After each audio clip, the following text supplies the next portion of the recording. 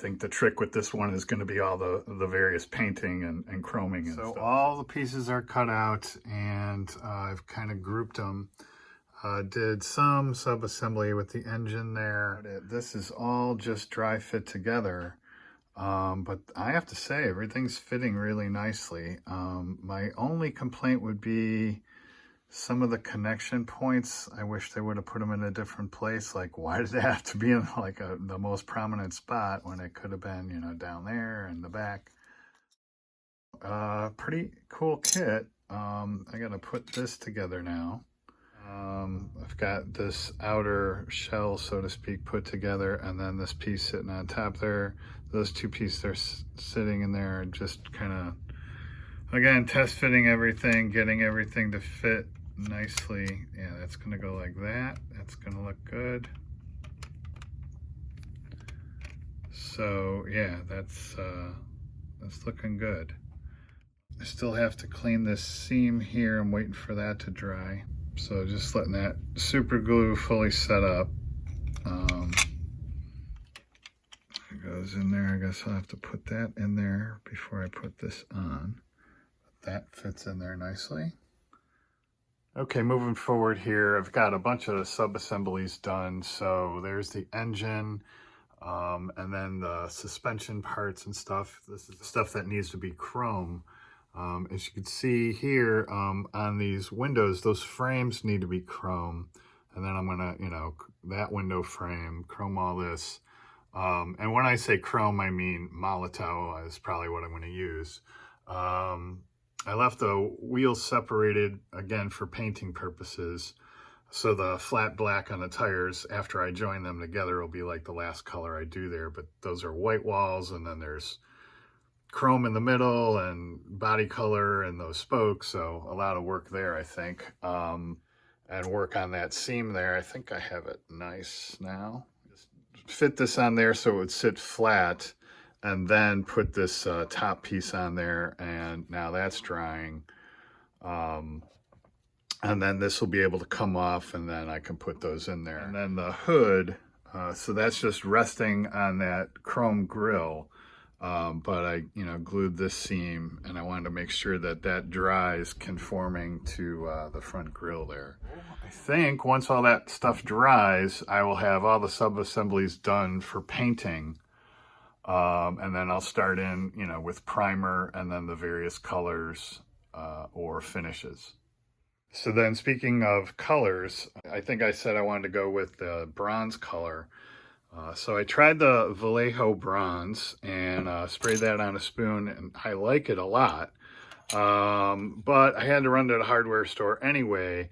Previously, when I was building the Silver Ghost, I tried this for the gold, but ended up going with, you know, the Tester's gold.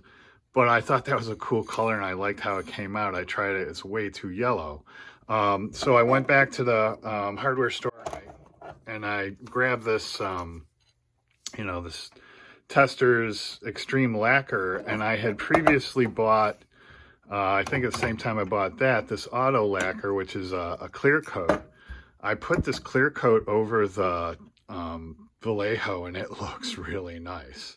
I should probably bring these over to this light.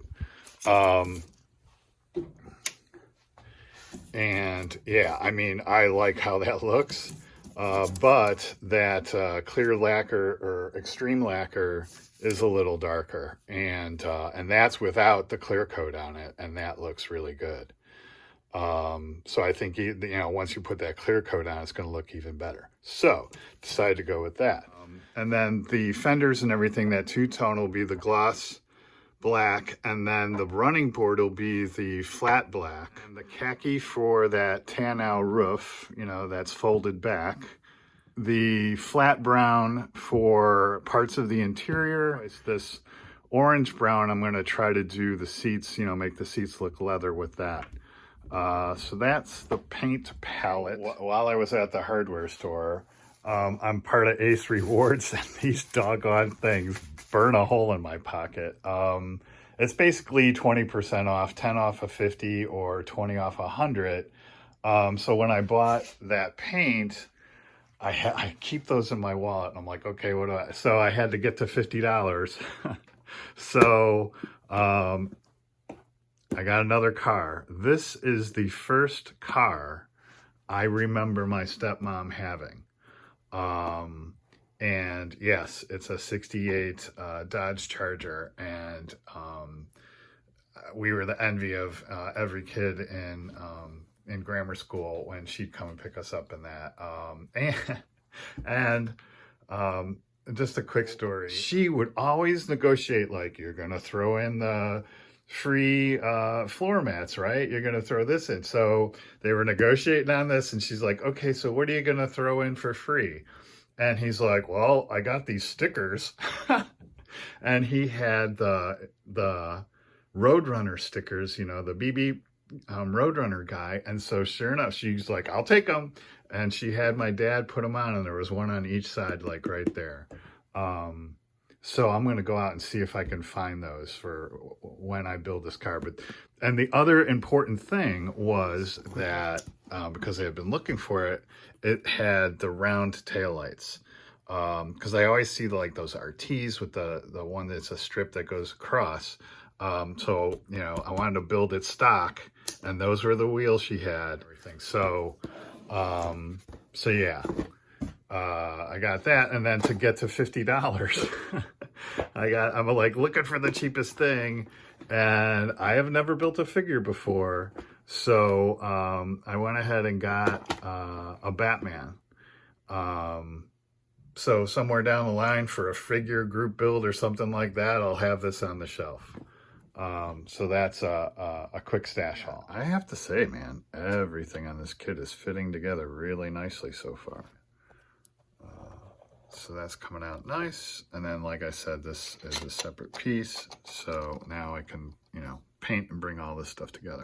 So as I'm getting everything ready to prime here, I kind of decided that now would actually be the better time to put some of this other stuff together. So I put the engine in, and then put that front and rear axles and springs on.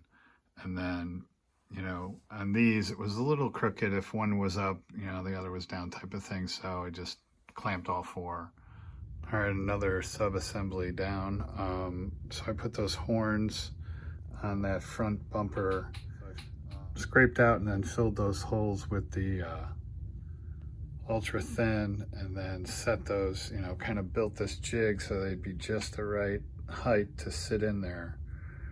And now they're sitting in there, and then it's a really tenuous connection. So I think once that all solidifies, I'll hit it with, try to put a drop of super glue at that connection point to reinforce it.